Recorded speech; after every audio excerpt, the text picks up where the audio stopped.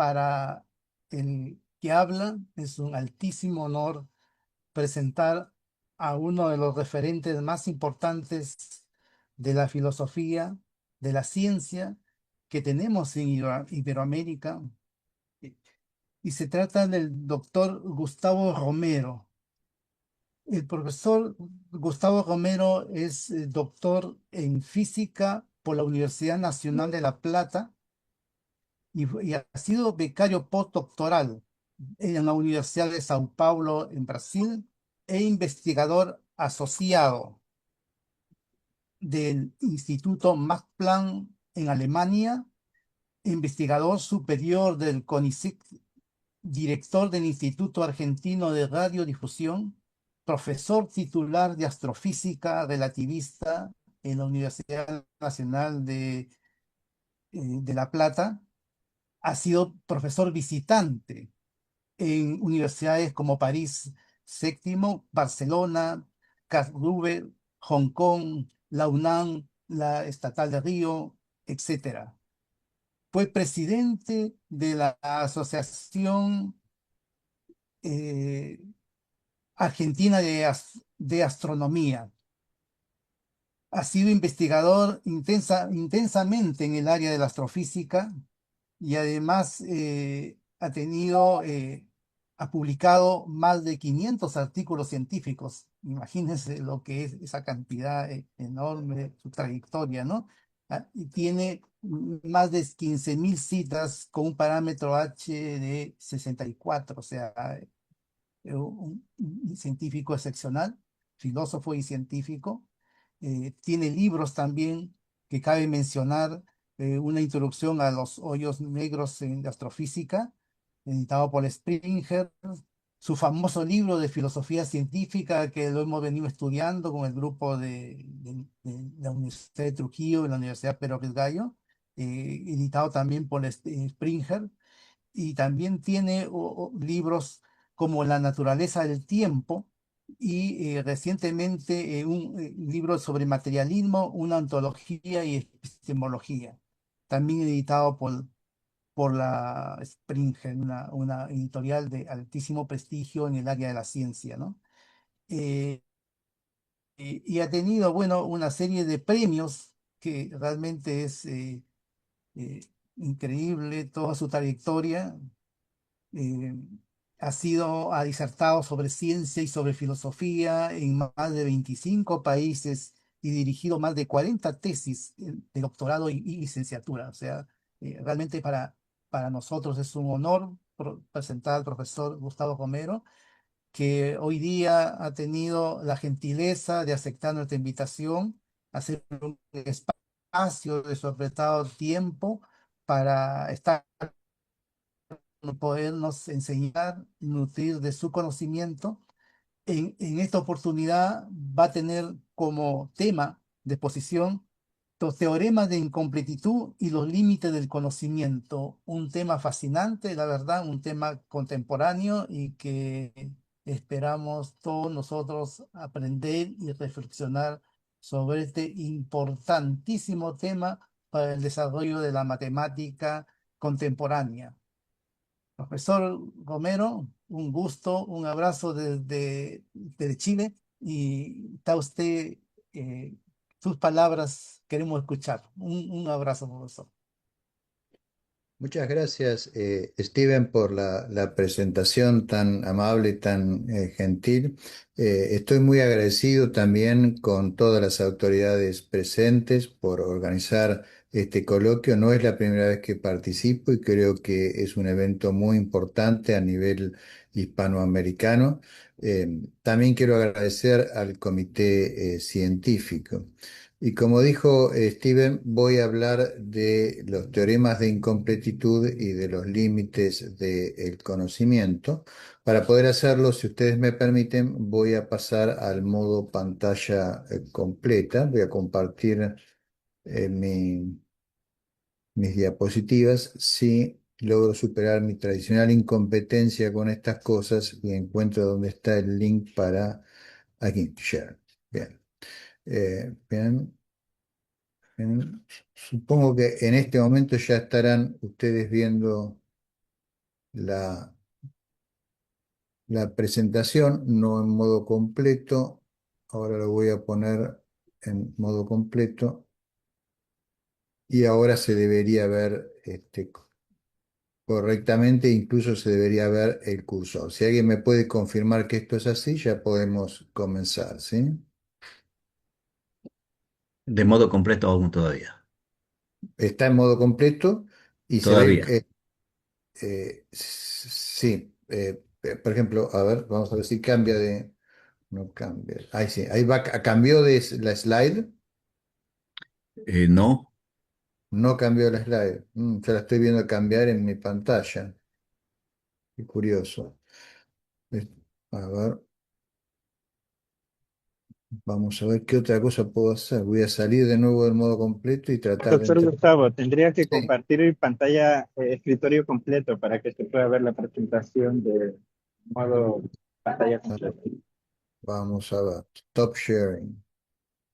Y ahora vuelvo a compartir. Compartir todo el escritorio. Sí, espera un segundito. A ver, a ver. Share. Ahí. Todo el escritorio, no me aparece esa opción. Share, only background. Documents Advanced. O sea, me aparecen para elegir, digamos, básicamente la única opción que veo para elegir es la presentación, no veo otra cosa. Entonces puede compartir, doctor, así como lo ha hecho y no entrar en modo completo y solo desde el PDF, como está. Ajá, desde ahí. Ahí están, ustedes lo están viendo y ven Sí, el cursor, ¿sí? sí. A ver, cambie de página para ver si puede visualizarse. A ver, ahí Sí, ahora cambió, sí. Sí, ¿sí? exacto. Está bien Bueno, así. bueno, Gracias, bueno, doctor. perfecto. Bueno, muy bien. Entonces ya estamos en condiciones de entrar. Como les decía, voy a hablar de teoremas de incompletitud y los límites del conocimiento. Si voy a hablar del conocimiento, quizás sea conveniente empezar con algunos conceptos básicos de epistemología para tratar de explicar qué es lo que entiendo por conocimiento, ¿sí?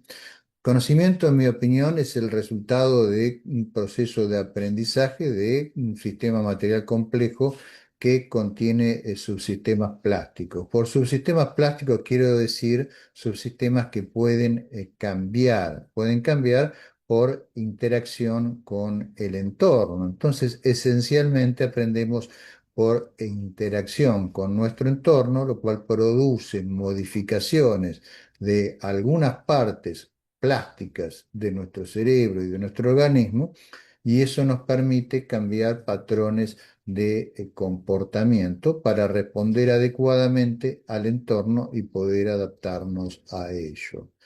No solo los seres humanos tienen esta capacidad, hay otros sistemas complejos que pueden aprender. Básicamente todos los animales dotados de sistemas nerviosos plásticos pueden aprender, eso les ha permitido evolucionar y sobrevivir. E incluso hay sistemas artificiales que tienen esta capacidad de aprender.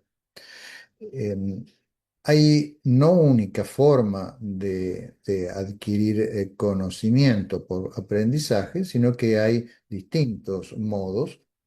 El más simple de todos es el aprendizaje motriz, cuando uno simplemente se ejercita, por ejemplo, cuando uno aprende a andar en una bicicleta o a manejar un automóvil, aprende a repetir ciertos movimientos y aprende a reaccionar a estímulos internos de tal manera que termina manejando el automóvil y sabe cómo operarlo.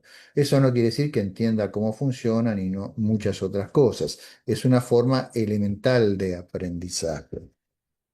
Otra forma de aprender es la perceptual. Yo puedo observar cómo se comportan otras personas, cómo ocurren algunos sucesos en el mundo y a partir de ahí adquirir un conocimiento y poder hacer algunas predicciones simples. Y luego está la forma más compleja de aprender, que es la conceptual, ¿sí? Que es cuando aprendemos a través de la formulación de representaciones del mundo basadas en nuestras experiencias de él.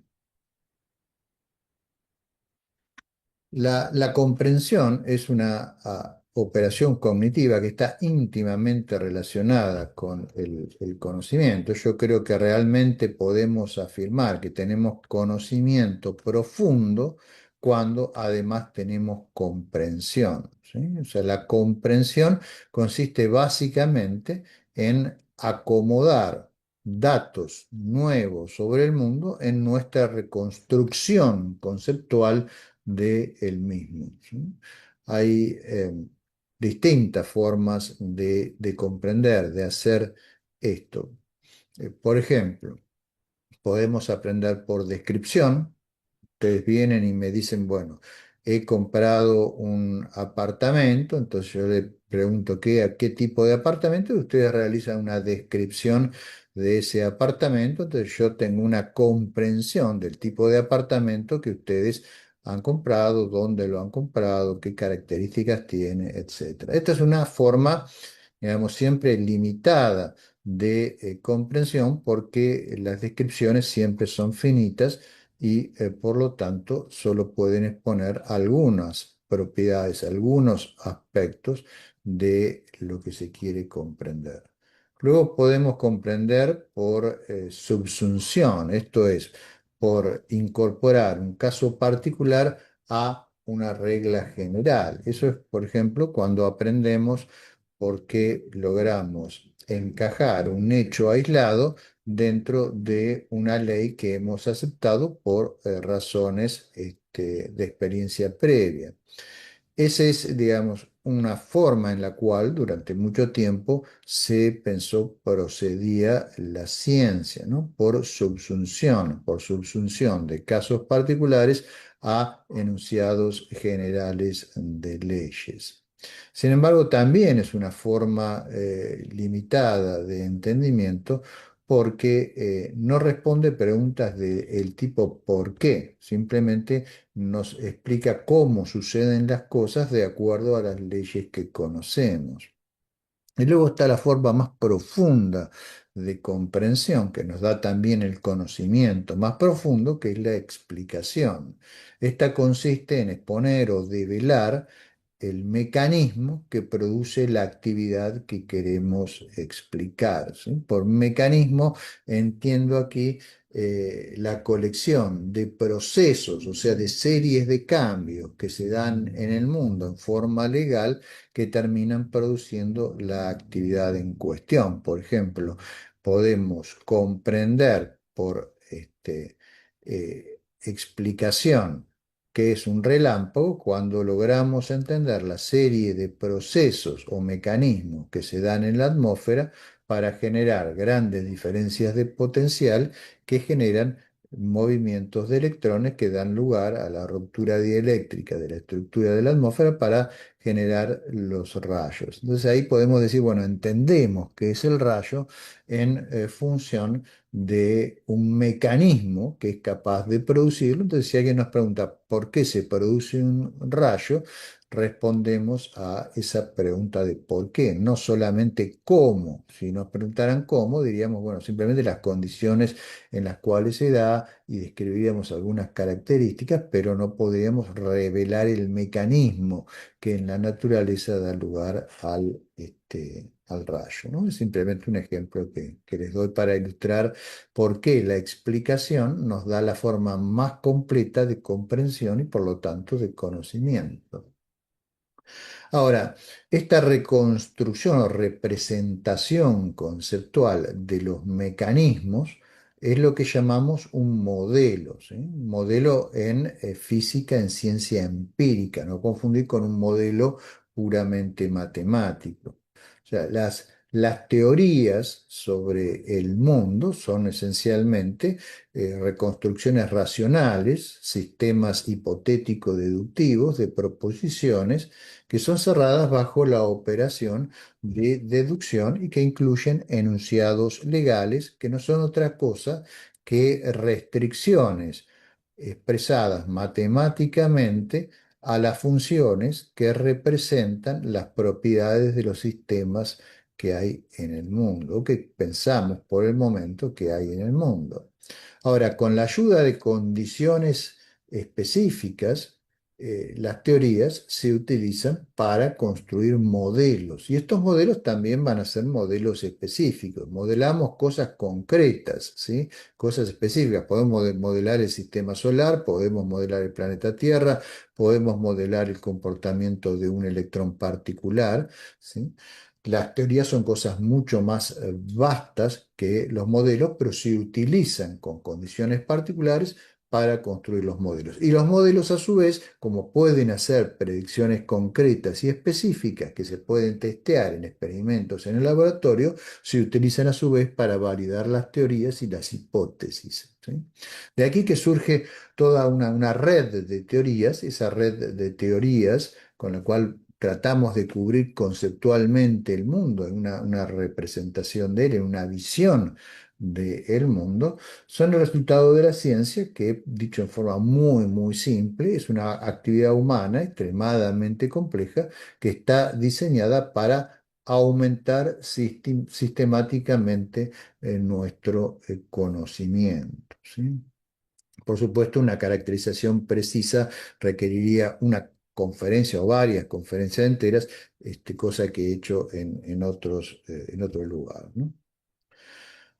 Muy bien, yendo un poquito más al detalle de qué es un modelo fáctico, o sea, un modelo que intenta representar conceptualmente un mecanismo de algo que sucede en el mundo, lo podemos básicamente esquematizar con una cuadrupleta ordenada, de la forma de esto que ustedes ven aquí, ¿sí? Donde los distintos elementos de la cuadrupleta son primero un dominio o una clase de referencia del modelo, o sea, es el conjunto de cosas del mundo de las cuales trata el modelo. Pueden ser cosas, pueden ser procesos, o sea, series de cambios. Luego tenemos un formalismo. El formalismo es un formalismo matemático, consta de expresiones matemáticas, teorías matemáticas, que son utilizadas para representar adecuadamente a los elementos del dominio del modelo, aquellos elementos a los cuales se refiere el modelo. Por ejemplo, un modelo de un campo eléctrico, vamos a utilizar un campo vectorial como formalismo matemático para su representación. Si queremos hacer un tratamiento más genérico del campo electromagnético, podemos utilizar como modelo, perdón, como formalismo matemático el análisis tensorial y etcétera, ¿no? Luego tenemos una interpretación de ese modelo, que es lo que nos relaciona a los objetos matemáticos del formalismo con los elementos del dominio, asignando fórmulas del formalismo a elementos fácticos del dominio, ¿sí?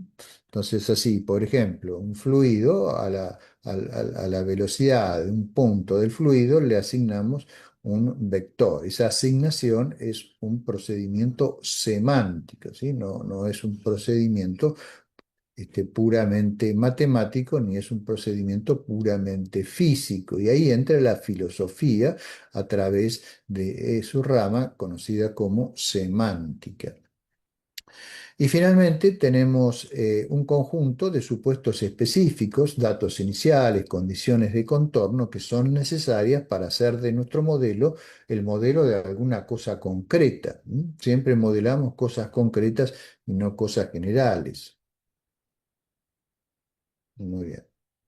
Aquí hay algunas cosas que son importantes de enfatizar. Primero, el modelo no es una aplicación de la matemática a la realidad, sino lo que es una matematización de nuestras ideas sobre la realidad. No es que la realidad es matemática o que aplicamos la matemática a la realidad, es que pensamos matemáticamente sobre la realidad. Hay una importante diferencia entre estas cosas y a veces hay mucha confusión respecto a esto, ¿sí? No hay que confundir el modelo matemático de un ítem real con la propia realidad. De vez en cuando conocemos suficiente matemática como para hacer modelos alternativos que empíricamente sean equivalentes, ¿sí? De un determinado proceso, de una determinada situación o de una determinada clase de objetos del mundo. Por ejemplo, podemos tener una representación vectorial, como mencioné, o una representación tensorial del campo electromagnético, ¿sí? Y por ejemplo, las leyes básicas de la electrodinámica las podemos representar en forma diferencial, en forma integral, o las podemos representar en forma tensorial. Cada modelo es simbólico, ¿m? Y como todo elemento simbólico va a tener algunas constituyentes que van a ser meramente convencionales, ¿sí? Y dado que cualquier matematización, cualquier modelización de un ítem real va a implicar una idealización, los modelos siempre van a ser defectuosos en un aspecto u otro, pero eso no es un problema porque no queremos entender absolutamente todo de un proceso o de un sistema, sino lo que queremos es modelar algunos aspectos de ese sistema. O sea, en el mejor de los casos, los modelos son una buena aproximación a algunos aspectos de los sistemas que se dan en la naturaleza y nunca deben ser confundidos, por supuesto, con la propia realidad.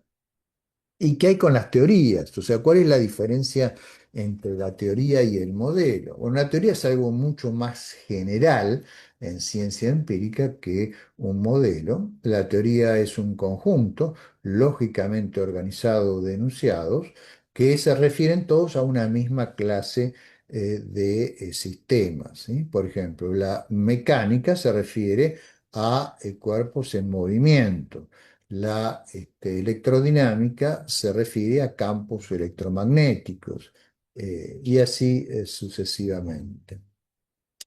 Ahora, lo que podemos hacer es caracterizar a una teoría en una forma sencilla por medio también de una cuadrupleta ordenada, donde en esa cuadrupleta básicamente tenemos el conjunto de enunciados, que le vamos a llamar P, un conjunto de predicados, que pueden ser funciones cuyos argumentos van a ser las cosas de las cuales las funciones van a representar las propiedades.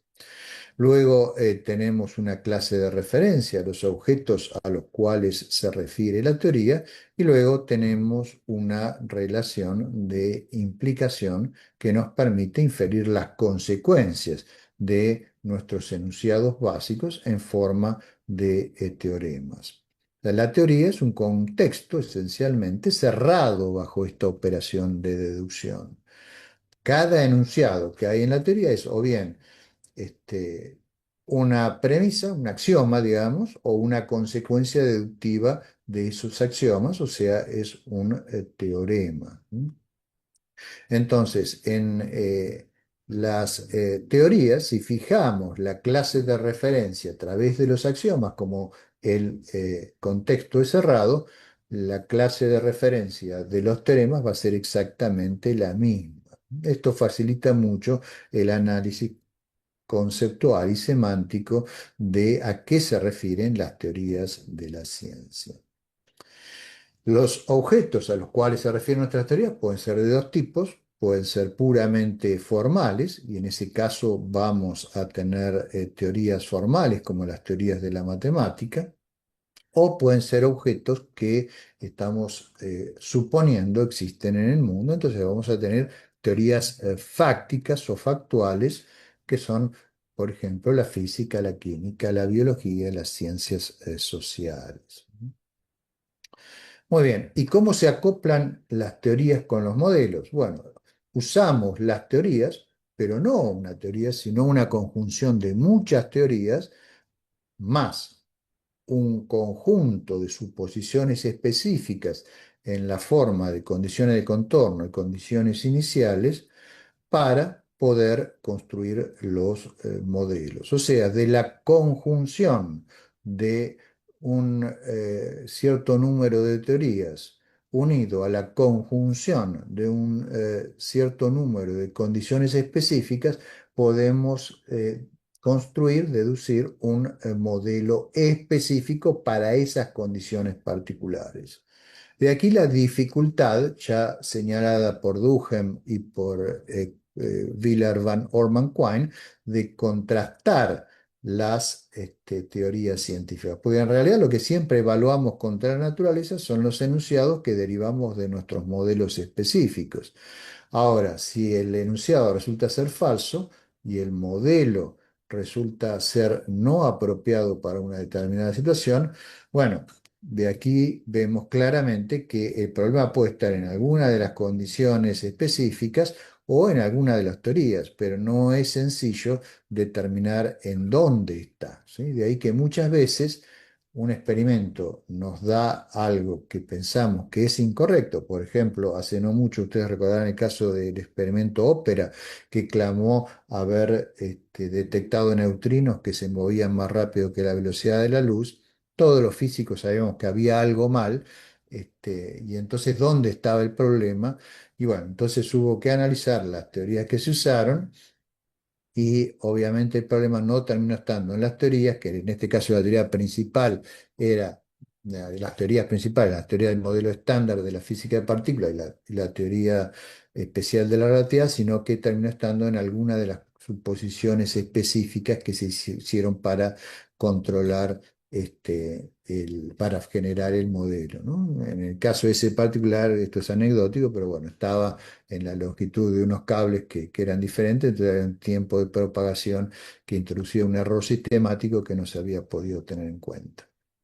Muy bien, entonces cuando nos movemos de las teorías generales a los modelos, la clase de referencia se encoge.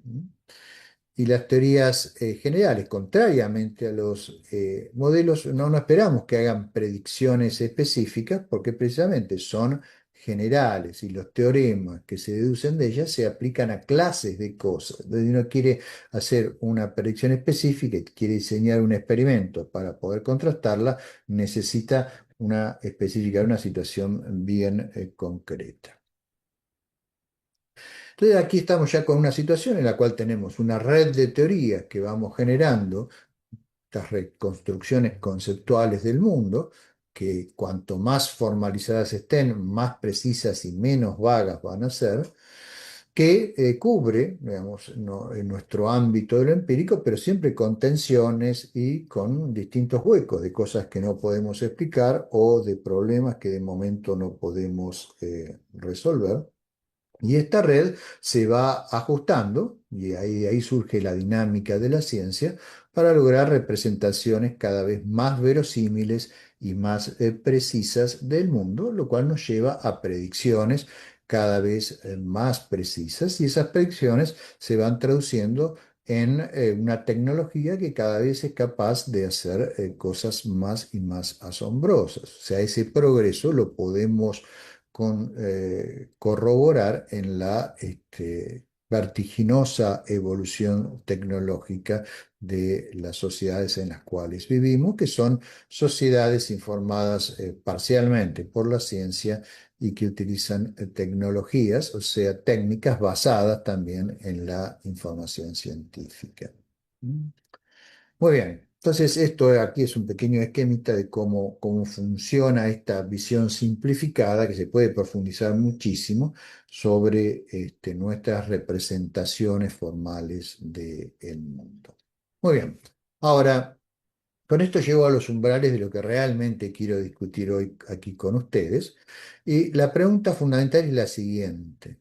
¿Hay límites inherentes a nuestra capacidad de representar formalmente el mundo, basadas en las propias limitaciones de los formalismos que usamos?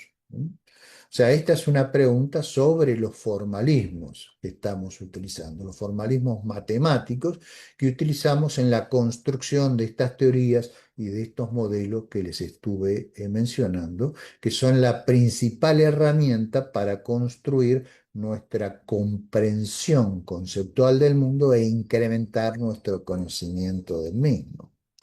Y quiero enfatizar aquí, poner el foco en dos teoremas. El teorema llamado, en mi opinión, mal llamado, de singularidad de Penrose, que fue formulado en el año 1965 por Roger Penrose, es un teorema que fue propuesto en el ámbito de la relatividad general, una teoría formulada en 1915 por Albert Einstein, una teoría del espacio, del tiempo y la gravitación, pero que voy a tratar de mostrar que su alcance va mucho más allá. Y también voy a tratar de mostrar que en realidad no es un teorema de existencia de singularidades, como a veces se dice, sino que es un teorema de incompletitud de la teoría general de la relatividad y en realidad de una clase más grande de teorías.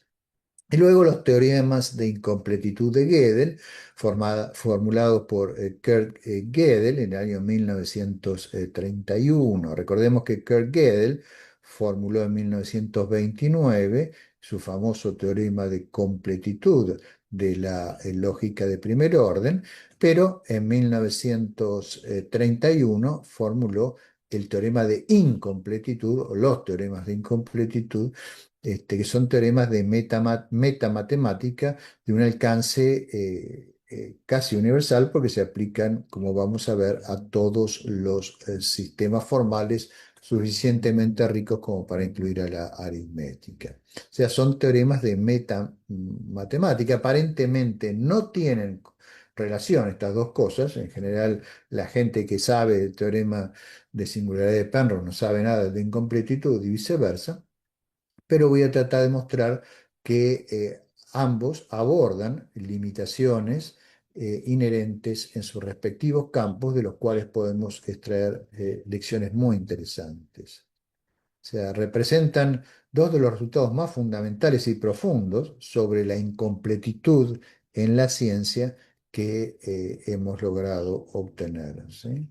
Los voy a comparar y voy a tratar de trazar similitudes y diferencias, ¿sí?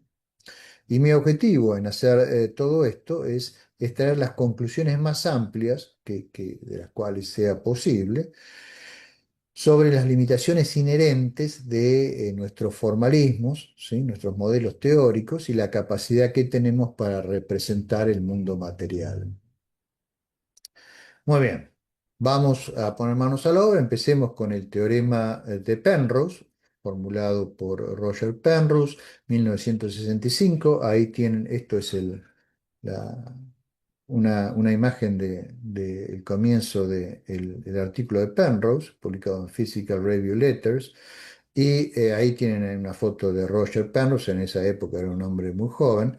Esto le valió a Roger Penrose hace unos pocos años el Premio Nobel de Física por algunas implicaciones que esto tiene en física, sobre todo para la formación de los llamados agujeros negros. Lo voy a mencionar brevemente un poquito más adelante. Primero, permítanme formular el teorema de Penrose.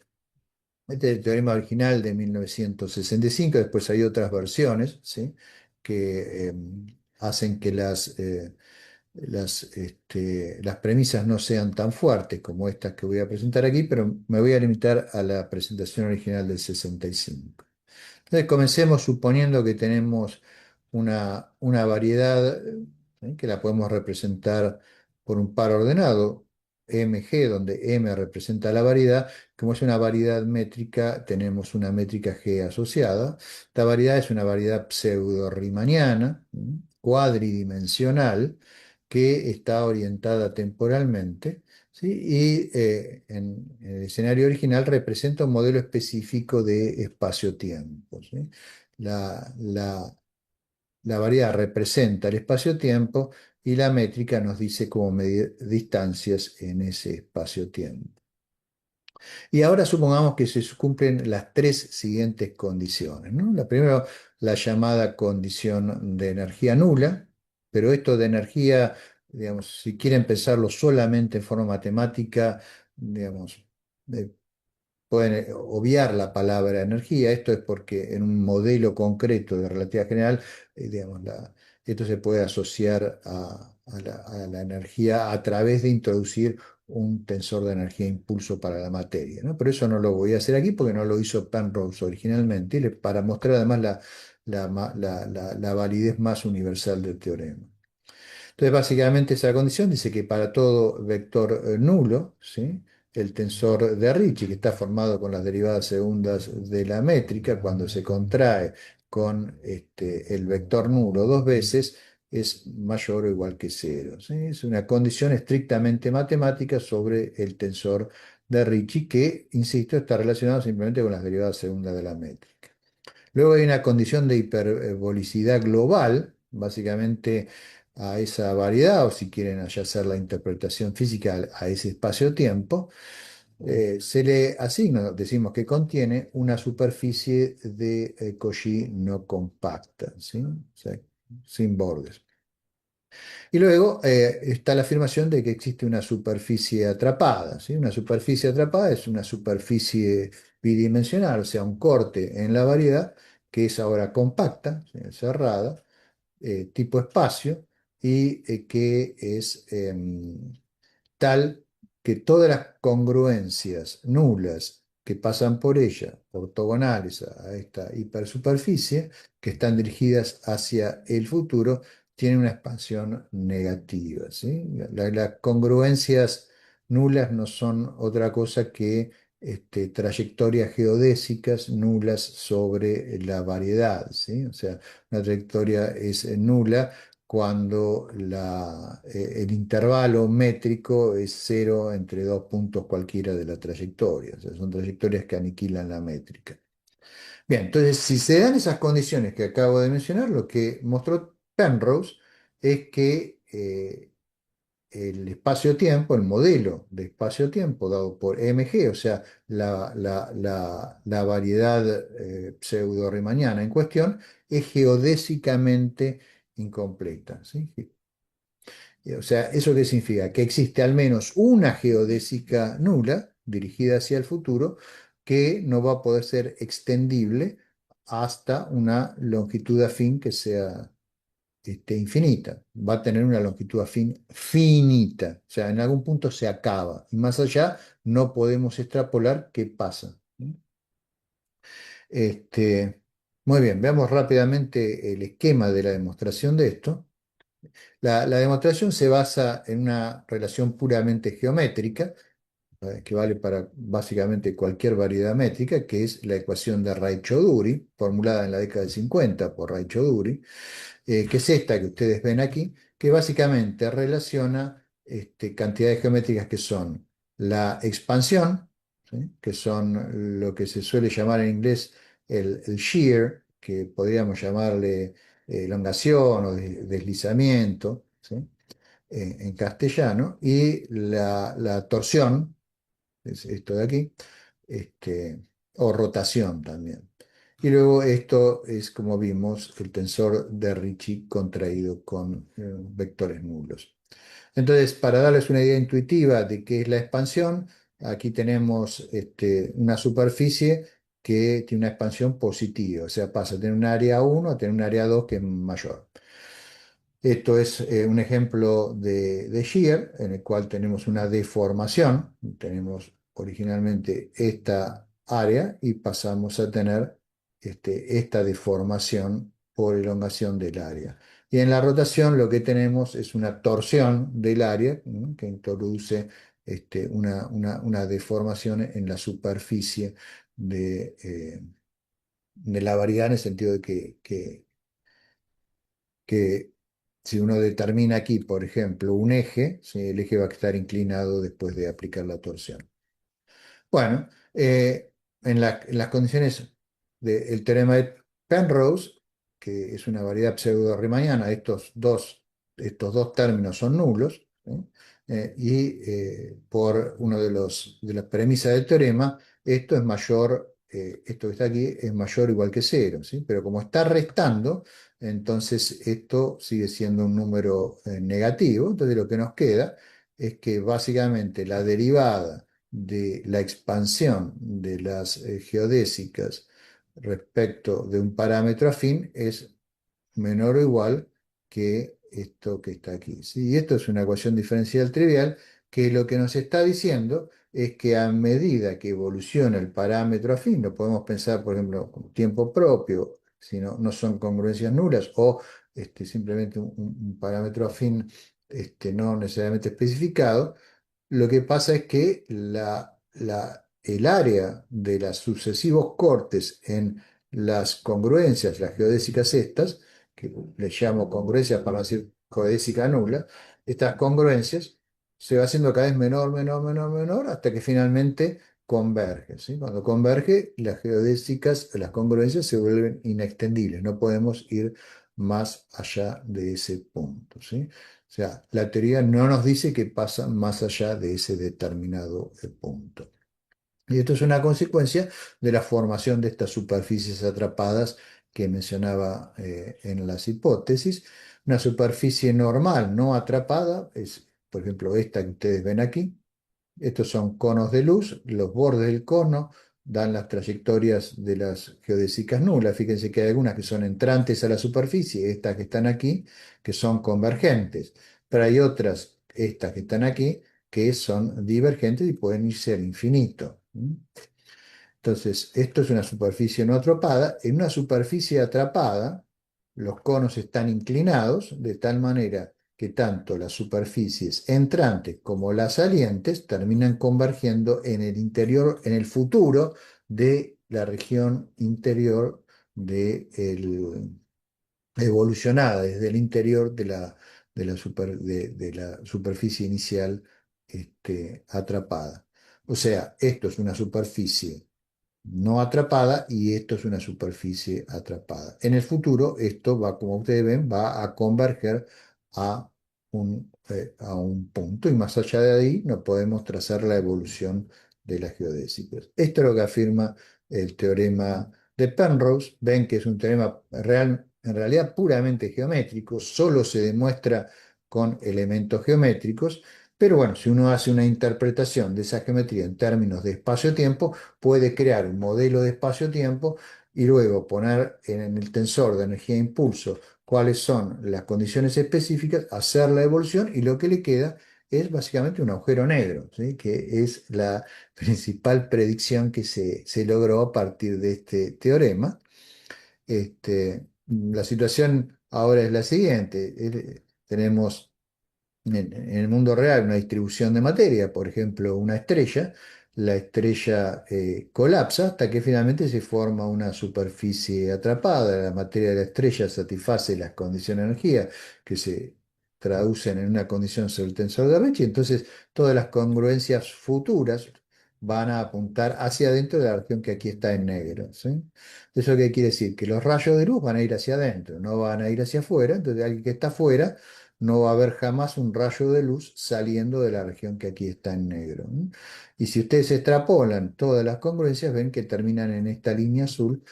Esa línea azul los físicos le llaman la singularidad, pero la singularidad no es una cosa, es simplemente digamos, el punto de quiebre del modelo. Ahí el modelo no nos dice qué pasa, ¿sí? Las ecuaciones no aplican y por lo tanto eso está fuera del rango explicativo del modelo.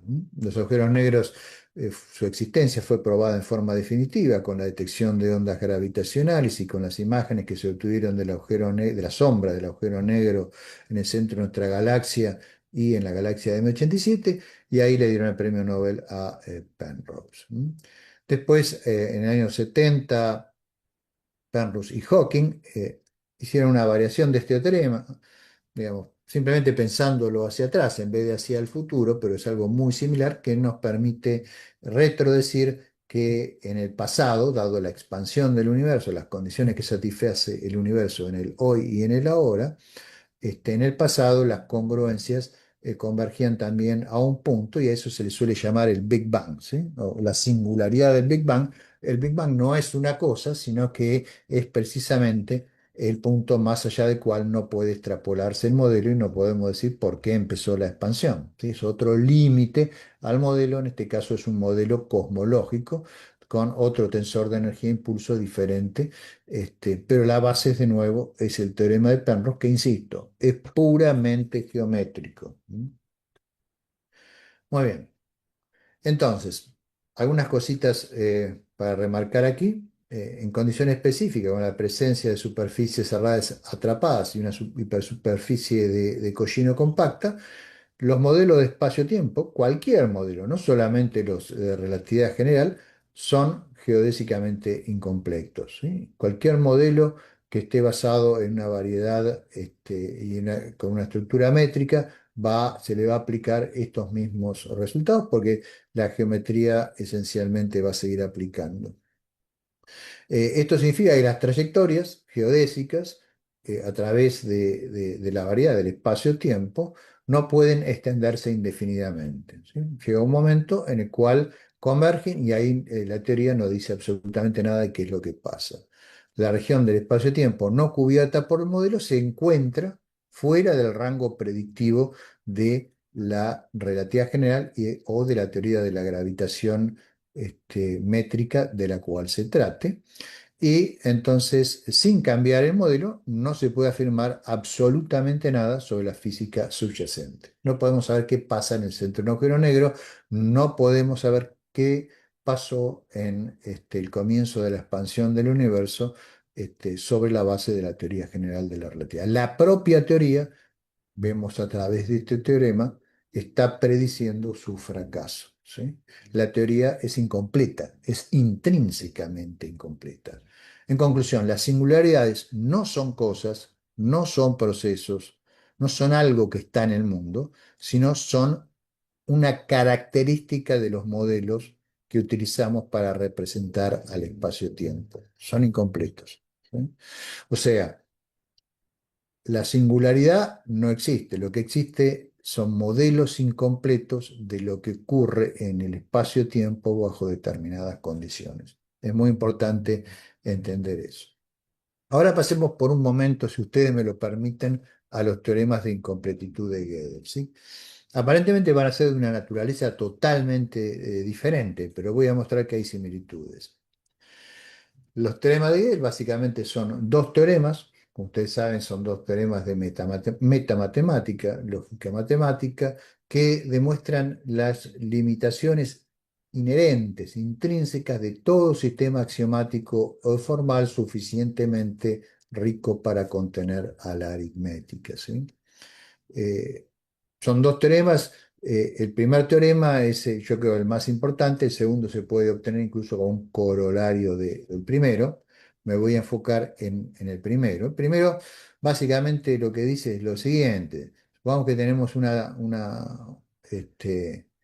sistema formal, llamémosle T, tal que es recursivamente enumerable. Esto significa que va a existir un algoritmo que va a enumerar todos sus teoremas.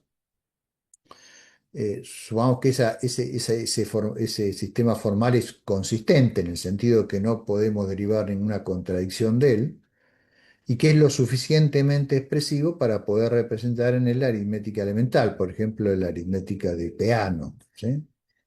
Entonces, afirma el teorema de Gödel, ese sistema formal es incompleto.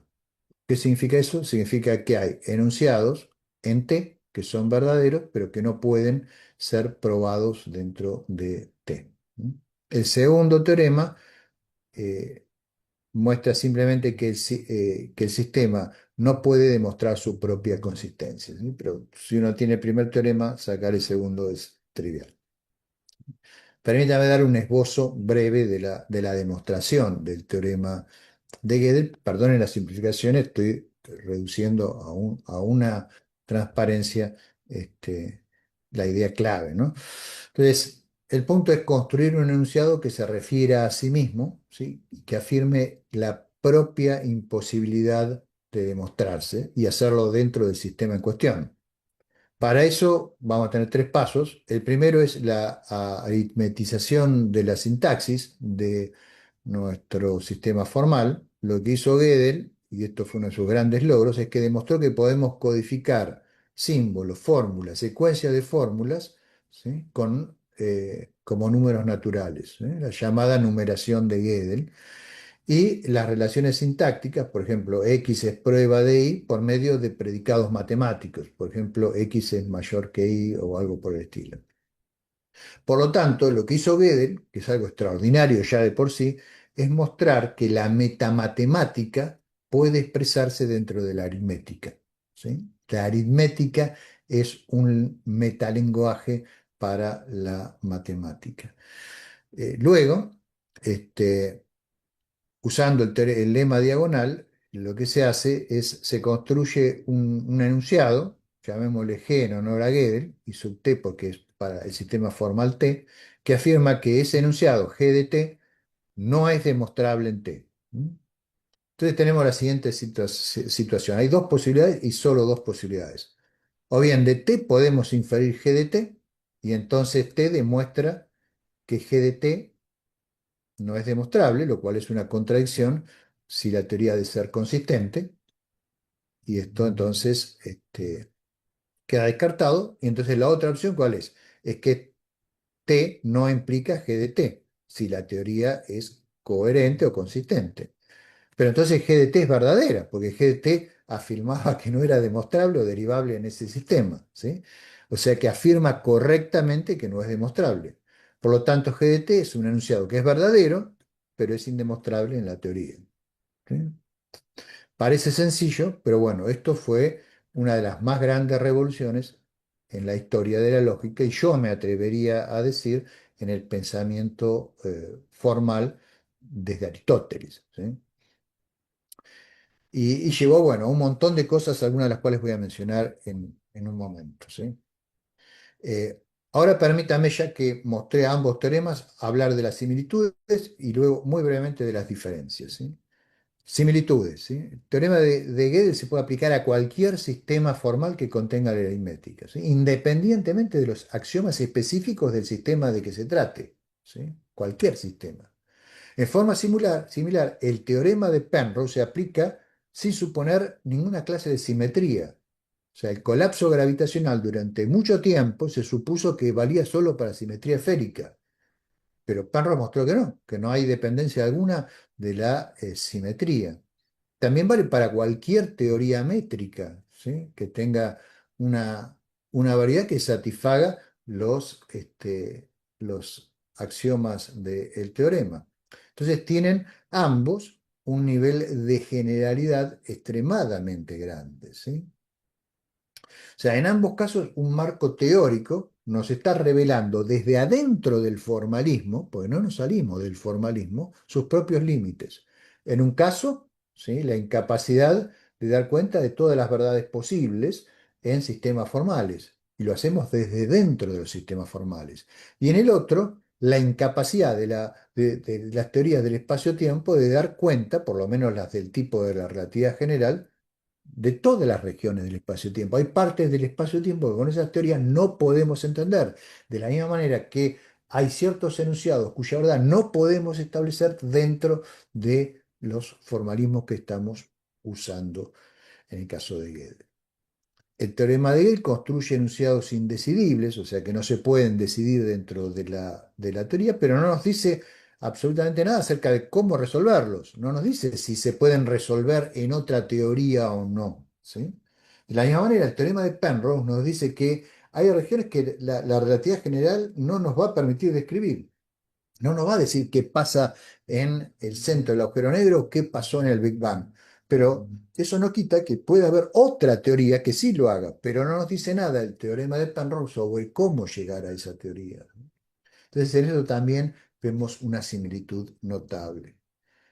Y en ambos casos, los teoremas afirman la existencia de una ruptura o de un límite, o como quieran llamarlo, a nuestra capacidad conceptual de representar cosas sin ofrecer una resolución constructiva.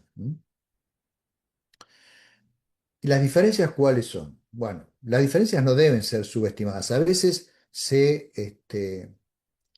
aplica el teorema de Gödel a cualquier cosa. Ustedes habrán visto que muchas veces en la divulgación científica se lo aplica, no sé, a cuestiones de la mente y qué es lo que la mente puede hacer o no hacer.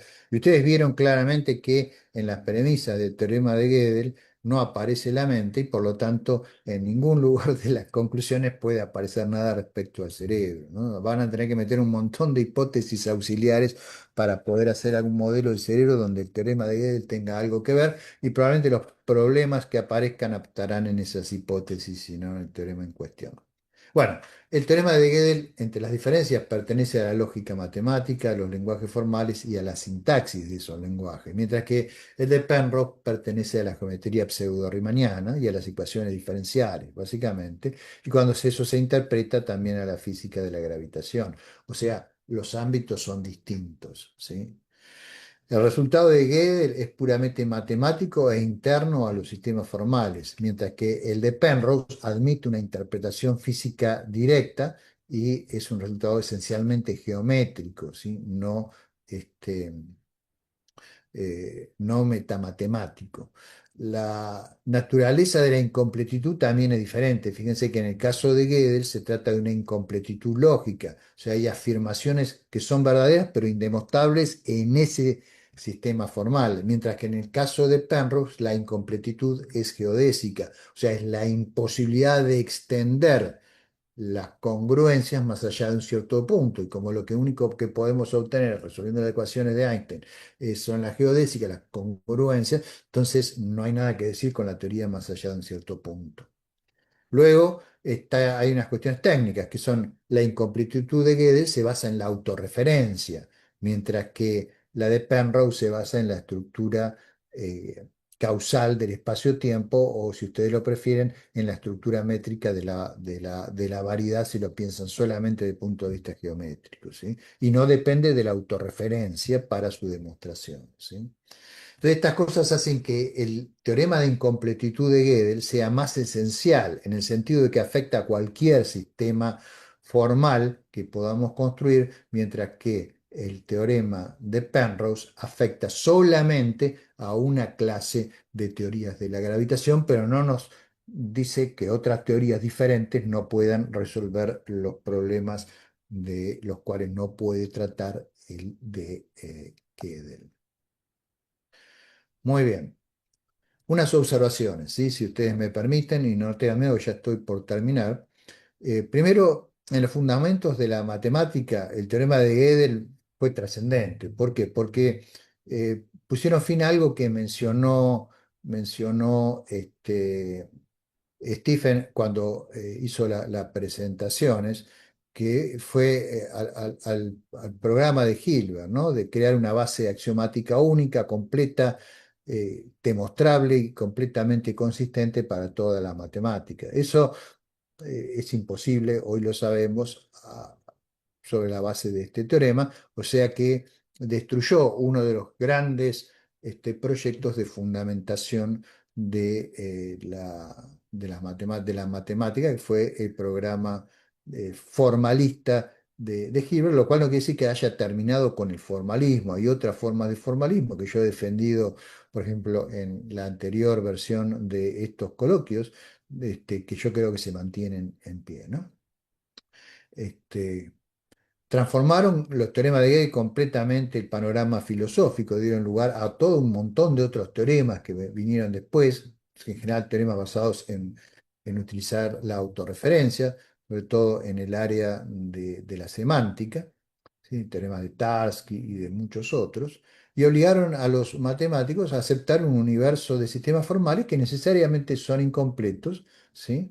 Y por eso, en esto yo difiero de Stephen, yo hablo de las matemáticas precisamente por esto, y no de la matemática como una única cosa. Pero lo que no hicieron los teoremas de Gödel es que no destruyeron el programa de axiomatización de la física de Hilbert, ¿sí?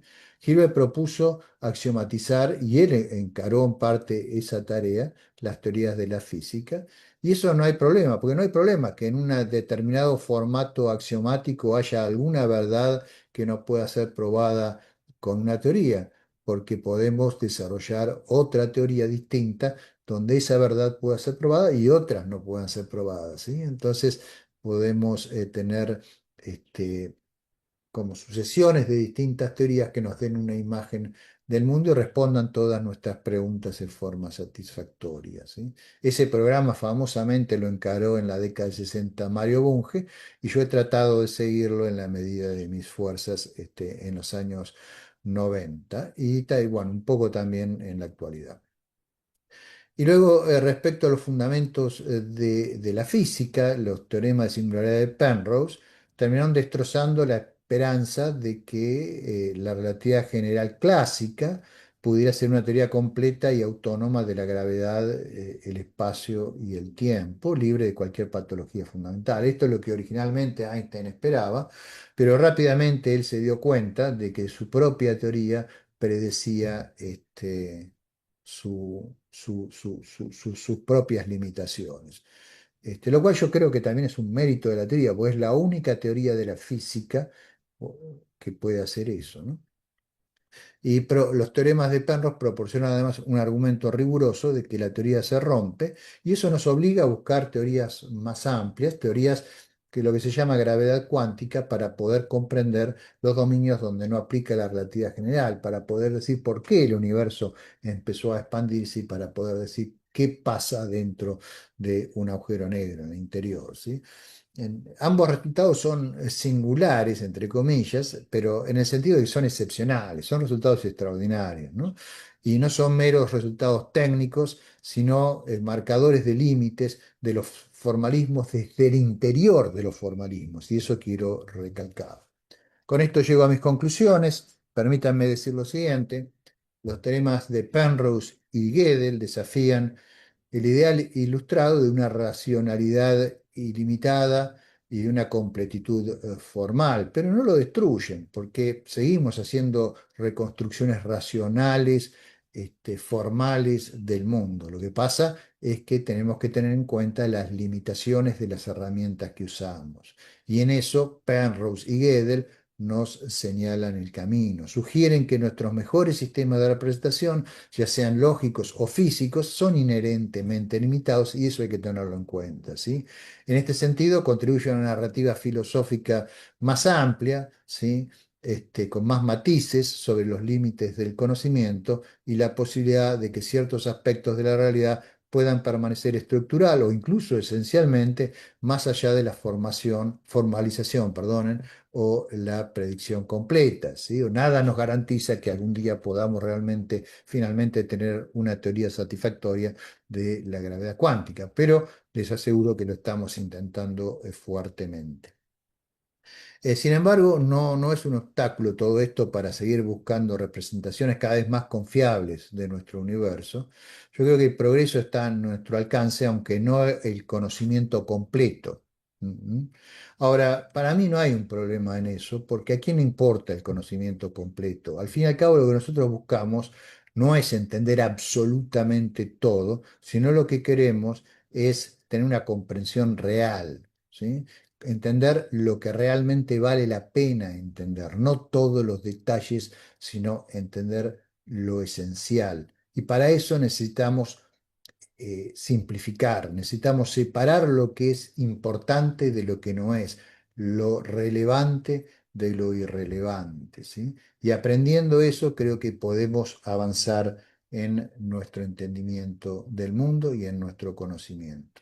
Cierro con una frase de mi amado Jorge Luis Borges, sacada de su hermoso cuento Funes el Memorioso, que ustedes podrán encontrar en su libro Ficciones. Funes, ustedes recordarán, era un hombre de una memoria perfecta, ¿no? Que le había venido luego de un golpe en la cabeza. Podía recordar absolutamente todo, su memoria era completa, ¿sí? Ahora, Borges se queda escuchándolo toda una noche, y cuando despunta el alba, él vislumbra ahí entre las primeras luces a Funes, y ve que es un joven tísico de apenas 24 años, que está cerca a morir, y dice Borges: había aprendido sin esfuerzo el inglés, el francés, el portugués, el latín. Sospecho, sin embargo, que no era muy capaz de pensar. Pensar es olvidar diferencias, es generalizar, es abstraer. Y ese es el mensaje que les quiero dejar y les agradezco mucho su atención y por supuesto estoy abierto a sus preguntas. Muchas gracias.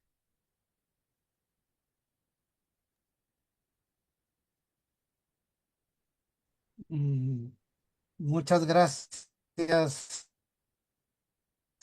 profesor Romero. Es, vuelvo a repetir, su charla, sus enseñanzas. Eh, eh, em, Miren, dentro de su exposición, quiero hacer un par de preguntas. Usted hizo una afirmación en la cual en lo particular lo hemos suscrito siempre en todos los foros, pero que lamentablemente en general, digamos, las personas no lo comprenden, no lo entienden. Es la siguiente, ¿no? Eh, Dice, modelo no es una aplicación de la matemática a la realidad, es una matematización de nuestras ideas sobre la realidad, ¿no? Es una cosa bien esencial que yo creo profundamente, lo he defendido siempre. Sin embargo, las personas en general, ¿no? No sé si por un pensamiento platonista o alguna cuestión, no sé, de formación que se tenga en estos tiempos, la gente tiende a aplicar y están las fórmulas, los sistemas afuera, entonces piensan así, ¿usted qué cree? ¿A qué se debe este tipo de confusión que existe digamos, incluso en matemáticos, hasta en física, lo he escuchado, ¿ah? No es Sí, sí, por solamente supuesto. educadores, ¿a qué se debe, profesor? Está muy extendido lo que usted dice. Es una excelente observación. Yo creo que hay muchas causas, por supuesto, pero una causa importante es cómo aprendemos matemática, cómo nos enseñan a contar. Nos hacen hacer uno, dos, tres, cuatro, cinco, ¿sí? Entonces identificamos objetos concretos, los dedos de la mano, por ejemplo, para aprender a contar hasta 10. ¿Sí? Después, si tenemos que ir más de 10, nos enseñan a contar, no sé, por ejemplo, los libros de la biblioteca. Entonces, siempre asociamos para aprender aritmética básica objetos matemáticos con objetos concretos del mundo físico. Y esa asimilación la incorporamos y terminamos pensando que en realidad el número 3 es básicamente, tiene la misma existencia que aquello que utilizamos para tratar de adquirir el concepto, ¿sí? Sin darnos cuenta que adquirir un concepto es abstraer, es realizar una operación mental de abstracción, ¿sí? Pero nos enseñan de una manera tal que yo creo nos inculcan que la matemática básica al menos es concreta. ¿Cómo nos enseñan cómo es un triángulo? Agarran un papel y nos enseñan, nos hacen un dibujito. Entonces tendemos a pensar que ese dibujito es el triángulo. El triángulo no es el dibujito. El triángulo es una aproximación que nosotros hacemos en un papel, a la idea de un triángulo. Lo mismo un círculo, ¿no es cierto? Si tenemos que definir un círculo, no lo vamos a definir por medio de un dibujito. El círculo no es ese dibujito, ¿sí? Entonces, bueno, yo creo que a través de eso va entrando la idea de que el mundo es matemático y no que desarrollamos pensamiento matemático para tratar de entender en forma rigurosa el mundo. Las matemáticas las construimos nosotros. Por supuesto que muchas veces nos inspiran cosas que vemos en el mundo o nos inspiran problemas físicos. No olvidemos que, por ejemplo, Heisenberg, cuando se enfrentó a ciertos problemas en la formulación de la mecánica cuántica, a él nunca le habían enseñado teoría de matrices y terminó inventando la teoría de matrices de nuevo para poder explicar y formular adecuadamente su teoría de la mecánica cuántica, que hoy se conoce como teoría matricial de la mecánica cuántica, ¿no? Pero al mismo tiempo Schrödinger, que tampoco sabía la teoría de las matrices, agarró y en vez de inventar reinventar una rama de las matemáticas, lo que hizo fue aplicó ecuaciones diferenciales conocidas por analogía con la ecuación de onda, ¿sí? Y eso a su vez llevó a otro montón de malentendidos porque la gente empezó a pensar, uy, bueno, pero entonces los sistemas cuánticos son ondas, ¿no? Y bueno, y así, yo creo que está relacionado con el pensamiento analógico y la forma en que aprendemos los seres humanos y cierta incapacidad para una abstracción profunda que a veces tenemos muchas personas, sobre todo los físicos. Los físicos tendemos a pensar en términos bastante concretos, a hacer imágenes mentales rápidamente, y eso en algunas personas que no tienen una formación filosófica por ahí rigurosa, lleva a confusiones que después propagan a sus alumnos y es algo que hay que combatir. Hay muchos prejuicios de todo tipo, no solo de esta clase, tanto en matemática como en ciencia, que bueno, es tarea de los educadores tratar de erradicar y mostrar que hay otras formas de pensar en estas cosas, ¿no? Que no sea en base simplemente a una reificación. Reificación es cuando a un concepto abstracto lo transformamos en algo concreto, en una cosa, ¿no? De res en latín. Muchas gracias, profesor, por su respuesta. Efectivamente, en lo que usted dice, la confusión es enorme en realidad, ¿no? Mire, voy a hacer una segunda pregunta y después damos paso a una pregunta que se está dando dentro de nuestro Facebook. Es la siguiente, miren, lo interesante que me ha resultado ver esta analogía entre el teorema de singularidad de Peirce, ¿no? Que es puramente geométrico, como usted dice, y los teoremas de incompletitud, ¿no? Es sumamente interesante. Desde el punto de vista de la matemática en sí, también me hizo recordar un poco esta demostración de la última, de la hipótesis de Riemann, ¿no? Que, digamos, intenta clasificar también objetos tridimensionales en la cual, digamos, perdón, no es hipótesis de Riemann, es la conjetura de Poincaré, que intenta clasificar, digamos, objetos tridimensionales en la cual, como sabemos, el profesor ruso Perelman hizo una prueba y que mezcló un poco de física para esa prueba, ¿no? En un formalismo matemático que también no está, digamos, pensado en una realidad física. Sin embargo, dentro de ese formalismo matemático que él estableció y encontró singularidades y que también por ahí desarrolló y clasificó esa conjetura, em, veo de que el sistema formal, por ejemplo, el sistema formal utilizado ahí funcionó, no había digamos, incompletitud, por lo menos desde el punto de vista matemático y físico. Lo que hace falta quizás es una prueba netamente matemática, topológica de ese tema. Eso todavía no está hecho y quizás pueda tener estos problemas digamos, de singularidad y que puedan tener, digamos, problemas de incompletitud en la matemática, ¿no?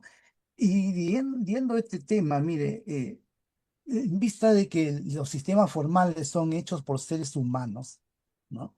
Y que, claro, un resultado netamente metamatemático como los teoremas de Gödel. eh, ¿No cree usted que los limitantes cognitivos que tiene el ser humano, que yo lo he observado por lo menos en diferentes partes, en la enseñanza, qué sé yo, en la misma investigación, los limitantes cognitivos tengan algo que ver con este tipo de incompletitudes, ¿no? ¿No? Bueno, por ejemplo, el tema del infinito, ¿no? Un objeto que no se puede ver, observar, pero sin embargo formalmente se la define y se la estudia. Pero sin embargo, pensar en ese objeto de manera actual ¿no? Es bastante imposible para la mente humana. Quizás ahí existe alguna conexión entre el aspecto cognitivo y estos sistemas formales. ¿Qué opina usted? Bueno, es Bueno, una pregunta muy extensa, tiene varios aspectos muy interesantes todo. Voy a hacer algunos comentarios. Respecto a las limitaciones de nuestras capacidades cognitivas, que obviamente existen, yo creo que es un error intentar visualizar, tener una imagen visual de las distintas construcciones de la matemática que son meramente formales. Si lo intentamos, vamos a fracasar. El criterio de verdad en matemática es la consistencia y la demostrabilidad, ¿no? El hecho de que la teorimicidad, digamos, que las cosas se puedan deducir en forma consistente de los axiomas. Pero no es necesario que tengamos una imagen mental. Yo no me puedo hacer una imagen mental de un espacio de Hilbert, no me puedo hacer una imagen mental de una variedad de 5 o 6 dimensiones, pero puedo perfectamente trabajar con ellas, hacer predicciones matemáticas, puedo hacer cálculos, etcétera, ¿no? Entonces, yo creo que hay que separar lo que es el ámbito formal, que nos permite abordar estos temas y que no requiere que tengamos la capacidad de visualización. Ahora, otra cosa es cuando queremos utilizar esas herramientas formales para representar el mundo físico. Ahí se presentan otros problemas que pueden tener alguna conexión con lo que usted dice. Obviamente, nuestro cerebro tiene un número finito de componentes, esos componentes tienen un número finito de posibles conexiones, entonces yo creo que es de esperar que difícilmente podamos hacer una representación completa, ¿sí? Desde el punto de vista, hablando ahora simplemente de las neurociencias, de, el universo porque somos parte del universo. Entonces, al ser parte del universo, somos necesariamente menos complejos que el universo, que nos contiene a nosotros, y una descripción completa del universo tendría que incluir a nosotros mismos. Entonces, yo creo que ahí hay una imposibilidad del cerebro humano de poder conocer cualquier aspecto. Pero insisto, como dije durante la charla, esto yo creo que no es un problema insalvable porque no aspiramos a conocer absolutamente cada detalle del universo, cosa que sería imposible porque nuestro cerebro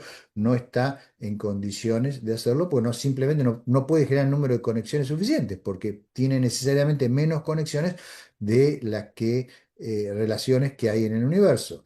Pero lo que importa es que seamos capaces de poder captar las esenciales, las que son importantes para tener una visión global de cómo evolucionan las cosas y poder hacer predicciones que nos sirvan para entender y para poder vivir mejor, ¿sí? Entonces creo que ahí está la principal limitación que hay desde el punto de vista de nuestras capacidades cognitivas, tales como se da con el equipamiento cerebral que tenemos. Excelente, profesor. Muchas gracias por su participación. Seguiremos discutiendo estos temas. Usted sabe que me apasiona también estos temas, así que muchas gracias. Le pedimos disculpas al persona que por Facebook ha puesto una pregunta que yo creo que el profesor Romero lo puede contestar por interno. Por un tema de tiempo, nosotros necesitamos continuar con el programa. Y bueno, le reitero nuestro agradecimiento en nombre del comité organizador de este cuarto coloquio internacional de Historia y Filosofía de la Matemática. Usted ha sido un expositor permanente en este coloquio, nos ha colaborado todos los años. Estamos profundamente agradecidos por ello, que usted haga un espacio de su tiempo y pueda compartir su conocimiento.